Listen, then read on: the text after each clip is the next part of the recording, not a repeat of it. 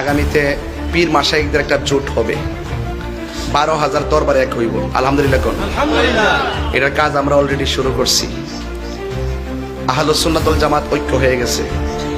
দেশের অন্যতম আলোচিত ইসলামী বক্তা গিয়াসউদ্দিন তাহেরী এবার সুন্নিয়তের বৃহত্তর জোট গঠনের উদ্যোগ নিয়েছেন এবং সকলকে অংশগ্রহণের আহ্বান জানিয়েছেন।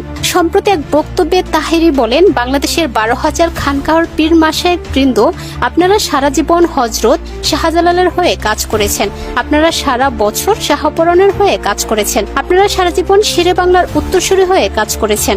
আর কত খানকাহতে থাকবেন যারা আল্লাহর ওলির মাজারের বিরুদ্ধে ষড়যন্ত্র শুরু করেছে। আর বিচ্ছিন্ন থাকার সময় নেই, সব ঐক্যবদ্ধ হতে হবে। এরপর তিনি বলেন, ইনশাআল্লাহ এই মাসের 27 তারিখ বাংলাদেশের 64টা জেলায় কেন্দ্রীয় কমিটি বন্টন করা হবে। সেই কেন্দ্রীয় লিডারদের মাধ্যমে জেলা ও উপজেলাগুলো মনিটরিং করে আমরা শক্তিশালী প্ল্যাটফর্ম তৈরি করব।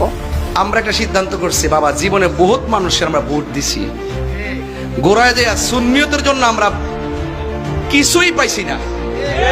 কিছু পাইছি তো এখন আমরা নিয়ত করছি, আগে আমরা একই, আমরা যেখান যে দিকটা যামু এক দিকটা যামু, কেউ আমরা রাফন না। দেখবেন গোড়ায় গাড়ায় দেখবেন রাষ্ট্রপতি যত টেহায়ে সব ডাব্লিউর দল লয়ে জায়গা। আমরা গেলে আপনারা সংখ্যা লঘু, আপনারা নেতা কেডা, অহন বুঝবেন নেতা কেডা, এখন বুঝবেন নেতা কেডা। সুন্নি জামাত আর আপনার কাছে যাবে না, ইনশাল্লাহ আপনারা আমাদের কাছে আসবেন।